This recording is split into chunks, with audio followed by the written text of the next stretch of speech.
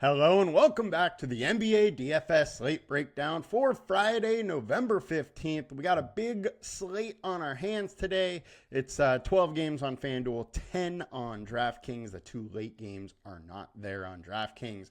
I'm your host, Tyler Wiemann at FlatTyler83 on your DFS sites. Now let's dig into this slate. First, I want to bring your attention to a 7 free day trial if you have never tried us out before. Just go to the app stores, Android or iOS, download LineStar app, and you can get that free trial if you haven't tried us. Best deal around, and then after that, $39.99 per month. Gets you access to all we do, all the props, all the DFS. You get it all. One tiny little low price. All right. 12 games on FanDuel. We will go over both FanDuel and DraftKings as we generally do. Now, starting with the high owned, we got Davion Mitchell, 4.5K, 25% owned, 2-star alert score. Not the best matchup versus the Pistons, but I'm still going to go here. He was very good as a starter. He only put up 18 last time out versus Milwaukee, but he played 33 minutes. And that's really the part that I am a little more interested in. He's around 0.84, 8.85 as a starter. The matchup is okay. I like this spot, and I'm definitely going to get to some Davion Mitchell, even though he is a bit chalky. Next, we got Keon Ellis.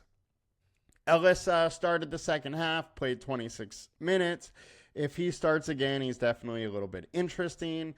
There's just not a huge ceiling. He's dealing with a lot of guys in that starting lineup that have big-time usage, so he's going to have to get it done with some steals and blocks to really get there. So I don't love the spot to go Keon Ellis, but I don't mind having some for sure. He's a 4K starter. Likely, if he starts, plays, 28 minutes or so, and very well could get there. Next, Trae Young, 9,400, 20% owned versus Washington Wizards. I'll definitely be getting to some Trae, that is for sure.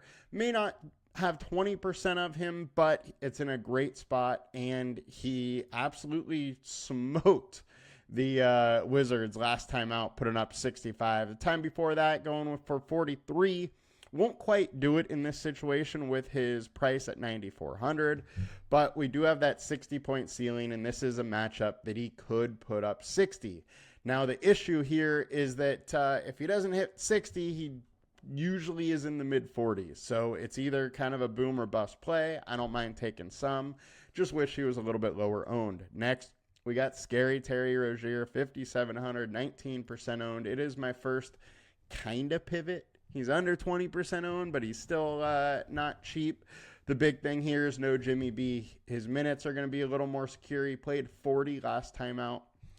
And his usage will be a little bit higher without good old Jimmy B of Big Face Coffee in the lineup. So I don't mind going some Terry Rozier. I like Hero also. Hero is the one that did the damage last game. It could definitely change and revert back to Rozier in this spot. 5,700 is just too cheap for a guy that could go for 40 or 40 plus. Next pivot, we got to go SGA. It's the same scenario as when he put up 82, put up 53 last time in a blowout win versus the New Orleans. And now he's going against Phoenix, who will be without KD, without Bradley Beal, and they can absolutely stay in this game or win this one handedly. And it's a very interesting spot. The Phoenix Suns were terrible versus guards all of last year. And without Chet and how this team is working, without Chet, his usage is just super, super high. Love the spot for him. And I'm definitely going to be getting some SGA, especially if his ownership stays low. Now, the big news that came out just a little bit ago is Nikola Jokic is out. With that, Jamal Murray is going to pick up some real big usage. Right now, he is low owned. I wouldn't be surprised if that changes throughout the day to him being one of the higher owned spots, but he is a spot that I absolutely like and will have a decent amount of. I believe he will probably go higher owned than Trae Young. And, I'm still going to have quite a bit. I mean, all the usage in the offense is going to run through him instead of running through Jokic. Normally, when Jokic's out, Aaron Gordon gets a real big bump up because the offense, he kind of plays that hybrid Jokic role. But without those guys, it's going to go fully through Jamal Murray, and I like the spot for him. Tyrese Halliburton, 8,100. I keep saying he's in the low 8Ks, and he has that 60-point ceiling. While it's not going to hit very often, that ceiling is there. And when he's low owned and 8,100, you really have to think about it. The other thing here is no Jimmy Butler on the other side, so the defense as a whole does take a hit. Now, Bam Adebayo is the real one that is the centerpiece of this defense. He is still in, but I like the spot for Halliburton. Think he can hit from three. I think he can cause some problems for Miami, and I'm interested in him for sure. After all, last year he did go for 70 versus them, but that wasn't the first run of games last year where Halliburton was on just absolute fire. Getting over to DraftKings, our point guard, we got Jalen Noel. So last game, we had Brandon Ingram starting at point. It could be Noel in this spot versus the Nuggets.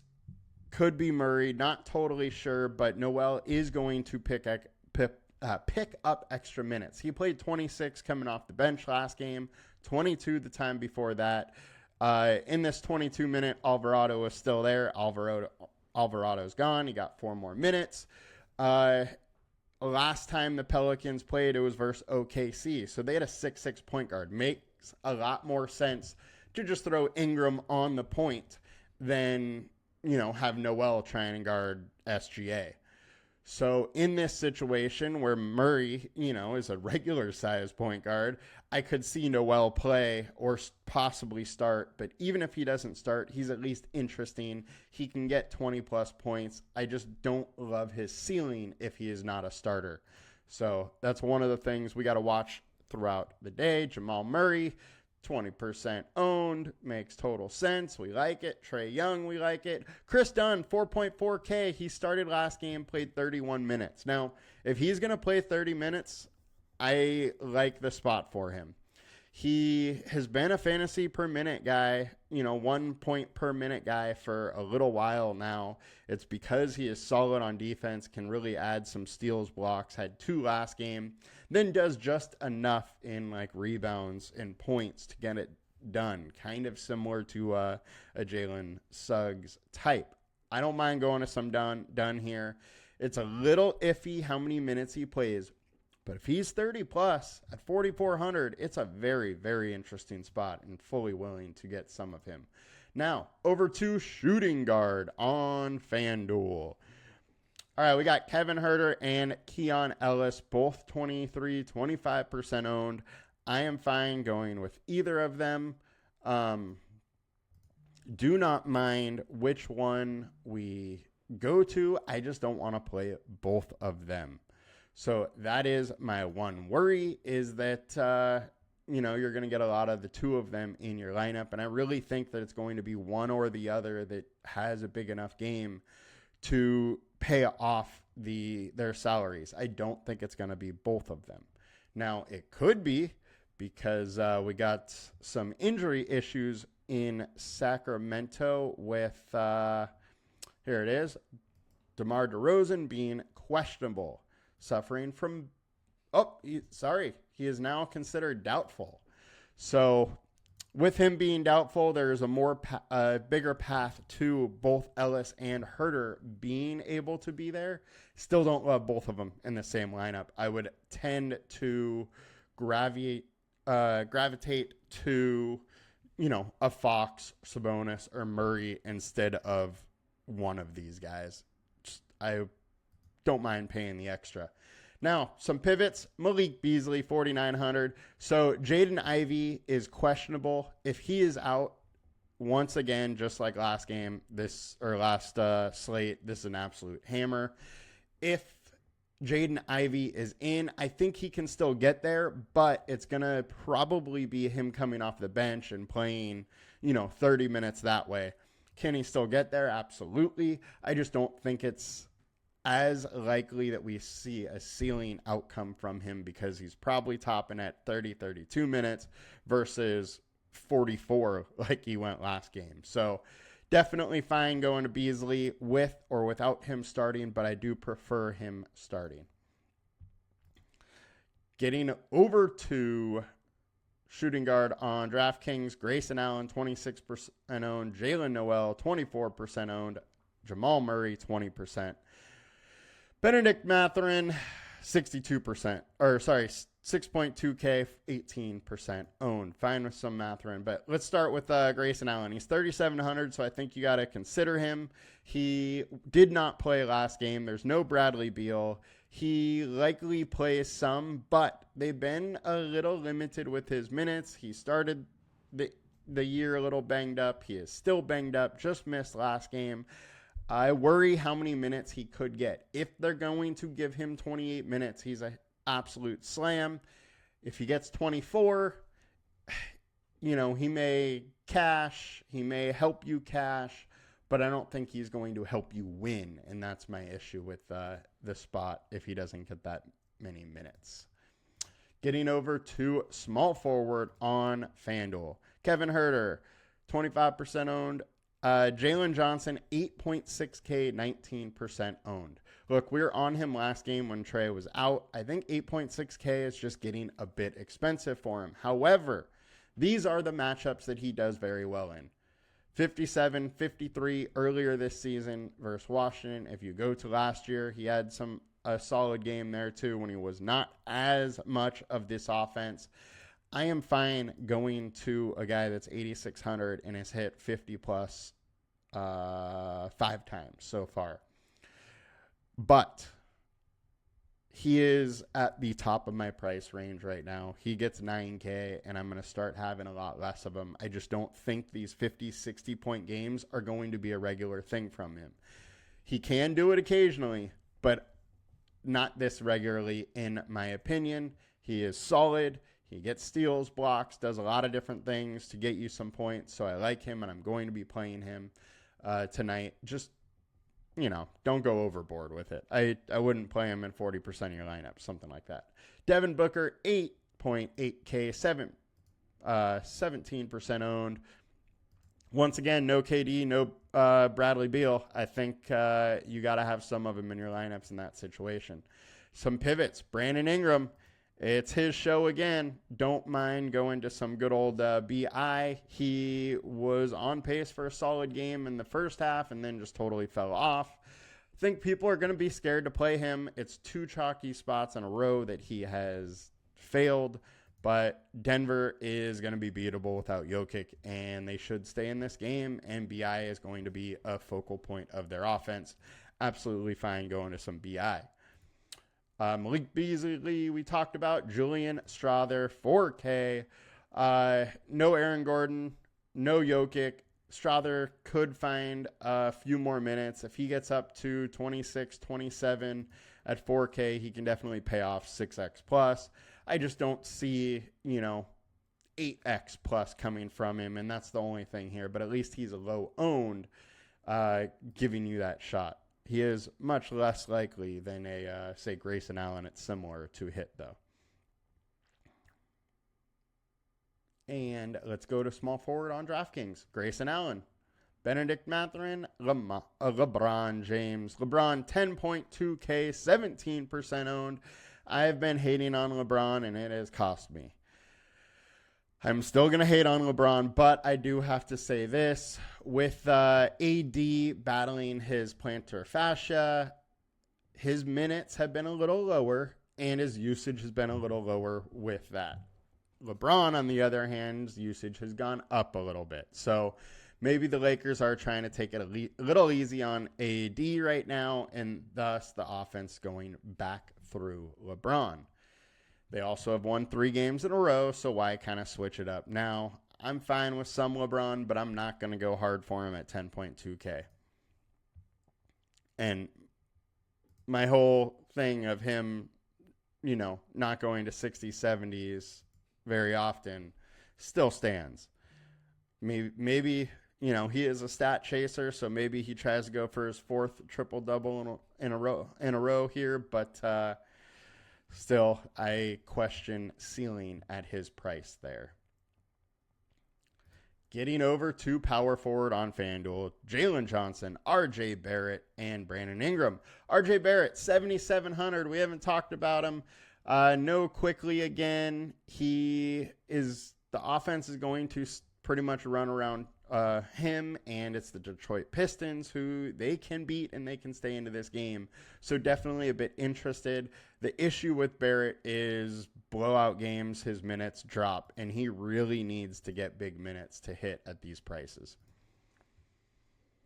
Ingram, Jalen Johnson we talked about, and pivot-wise, Peyton Watson, 5,700.